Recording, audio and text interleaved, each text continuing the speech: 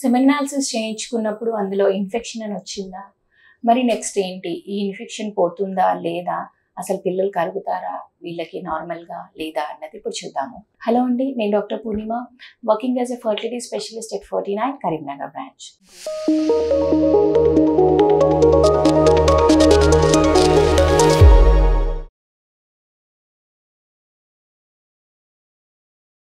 So రెగ్యులర్గా male పార్ట్నర్కి semen analysis అనేది కంపల్సరీగా చేస్తాము. సో ఈ సెమెన్ అనాలిసిస్ చేసినప్పుడు అందరం జనరల్గా మాట్లాడుకునేది కౌంట్ ఎంత ఉంది, నంబర్ ఎంత ఉంది, కణాల కదలిక ఎంత ఉంది, మార్ఫాలజీ ఎంత ఉంది, వీటన్నింటి గురించి జనరల్గా మాట్లాడుకుంటాము. కానీ కొంతమందిలో ఒక 100లో ఒక 40 మందికి మాత్రం అందులో ఇన్ఫెక్షన్ కూడా ఉన్నట్టు వస్తుంది అనమాట. మరి ఇన్ఫెక్షన్ ఉంది అని వచ్చినప్పుడు నెక్స్ట్ ఏంటి, మరి అసలు ఎందుకు వస్తుంది ఇన్ఫెక్షన్ అన్నది చూద్దాము. ఈ ఇన్ఫెక్షన్ అన్నది చాలా కారణాల వల్ల రావచ్చండి. సో అసలు ఇన్ఫెక్షన్ అంటే ఏంటి, మేము ఎలా డిటెక్ట్ చేస్తాము అంటే డబ్ల్యూబీసీ తెల్ల రక్త కణాలు అన్నవి మీ సెమెన్ అనాలిసిస్ చేసినప్పుడు ఎన్ని ఉన్నాయి అనేది చెక్ చేస్తాము. సో డబ్ల్యూబీసీస్ ఒక హై పవర్ ఫీల్డ్లో 1 to 5 వరకు మాత్రమే ఉండాలి. అదర్వైజ్ అంతకన్నా ఎక్కువ ఉంది అనుకోండి, లేదా ఒక ఎంఎల్కి మొత్తం కౌంట్ చేసినప్పుడు మోర్ దాన్ 1 మిలియన్ ఉంది అనుకోండి డబ్ల్యూబీసీ, అప్పుడు మీ కణాల పరీక్ష అంటే మీ సెమెన్లో ఇన్ఫెక్షన్ ఉంది అని చెప్తామన్నమాట. దీన్ని పయోస్పర్మియా అంటాము.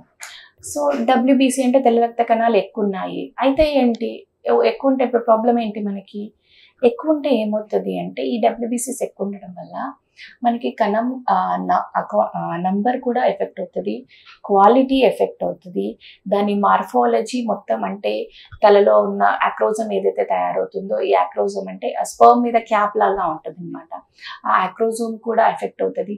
This acrosome is very much important.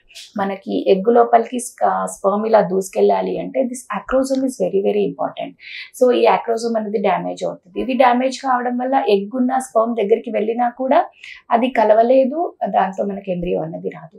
And దాంతోపాటు కణంలో ఉండే డిఎన్ఏ ఏదైతే ఉంటుందో ఆ డిఎన్ఏ కూడా ఫ్రాగ్మెంటేషన్కి వెళ్ళిపోతుంది అనమాట. సో హై డిఎన్ఏ ఫ్రాగ్మెంటేషన్ ఉంటే కూడా మనకి ఆ స్పర్మ్తో ఎంబ్రియో అంటే పిండం అనేది తయారు కాదు. సో మనకి సెమెన్లో ఇన్ఫెక్షన్ ఉండడం వల్ల, ఈ డబ్ల్యూబీసీ కౌంట్ ఎక్కువ ఉండడం వల్ల ఈ ప్రాబ్లమ్స్ అన్నీ అవుతాయి. మరి ఏంటి దీనికి సొల్యూషన్ ఏంటి మరి అంటే, ఫస్ట్ అసలు మనకు ఇన్ఫెక్షన్ ఎందుకు వచ్చింది అన్నది మనం చూసుకోవాలి. ఒకటి ఫస్ట్ అన్నిటికంటే చాలా ఇంపార్టెంట్ పాయింట్, మీరు కలెక్షన్ ఎలా ఇచ్చారు అన్నది important. It can be pseudo అంటే అది నిజమైన ఇన్ఫెక్షన్ కాకపోవచ్చు. మీరు కలెక్షన్ కరెక్ట్గా ఇస్తే అంటే మంచిగా హైజీన్ మెయింటైన్ చేసి ల్యాబ్లో ఇచ్చినట్టయితే చాలా మట్టుకి దీన్ని మనం ప్రివెంట్ చేయవచ్చు. కొంతమంది ఇంట్లో కలెక్ట్ చేసుకొని వస్తారు శాంపుల్ని. ఇంట్లో కలెక్ట్ చేసినప్పుడు ఆ ఇంట్లో ఉన్న సిచ్యువేషన్స్ అన్నవి ఎలా ఉన్నాయన్నది ఎవరికి తెలియదు. ఇంట్లో హైజీన్ మెయింటైన్ చేయలేకపోవచ్చు.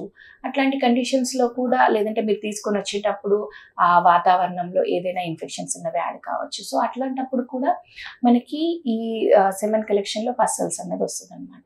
సో ఫస్ట్ ఎవరైతే మా దగ్గరికి కపుల్ వస్తారో, మేడం నేను బయట చేయించుకున్నాను, నా టెస్ట్లో పస్సల్స్ ఇన్ఫెక్షన్ ఉంది అని వచ్చింది, మరి నెక్స్ట్ ఏం చేయాలి అంటే ఫస్ట్ మేము అడిగే క్వశ్చన్ ఏంటంటే, మీరు శాంపుల్ ఎలా కలెక్ట్ చేశారు? శాంపుల్ కలెక్ట్ చేసేటప్పుడు మీరు ఇంట్లో కలెక్ట్ చేశారా, ల్యాబ్లో కలెక్ట్ చేశారా, శాంపుల్ కలెక్ట్ చేసే ముందు మంచిగా క్లీన్ చేసుకొని వాష్ చేసుకొని కలెక్ట్ చేశారా లేదా అన్నది అడుగుతాము. అలాంగ్ విత్ దట్ ఇన్ఫెక్షన్స్ ఏమైనా ఉన్నాయా అన్నది కూడా కంపల్సరీగా రూల్ అవుట్ చేసుకుంటాము. సో మళ్ళీ సెకండ్ శాంపుల్ కంపల్సరీగా మా దగ్గర ఇంకోసారి టెస్ట్ చేస్తాము. టెస్ట్ చేసే ముందు వీళ్ళకి జాగ్రత్తలన్నీ చెప్తామన్నమాట. ఇక్కడే కలెక్ట్ చేయాలి, ల్యాబ్లోనే కలెక్ట్ చేయాలి, ప్లస్ కరెక్ట్ చేసే ముందు కంపల్సరీగా ఫోర్ స్కిన్ అంతా మంచిగా క్లీన్ చేసుకొని అప్పుడు మాత్రమే శాంపుల్ ఇవ్వండి. లేదంటే బెటడిన్ వాష్ ఇస్తాము. బెటడిన్ వాష్తో మంచిగా క్లీన్ చేసేసుకొని ఒక 2 hours తర్వాత శాంపుల్ ఇవ్వమని చెప్తామన్నమాట. సో అలా ఇచ్చినప్పుడు కూడా ఒకవేళ మనకి పస్సల్స్ ఎక్కువ ఉన్నాయి అని కనిపించింది అనుకోండి, then definitely there is something going on, infections అనేవి అవుతున్నాయి. సో ఈ ఇన్ఫెక్షన్స్ అన్నవి మెయిన్లీ డ్యూ టు ఎస్టీడీస్ అంటే సెక్షువల్లీ ట్రాన్స్మిటెడ్ డిసీజ్.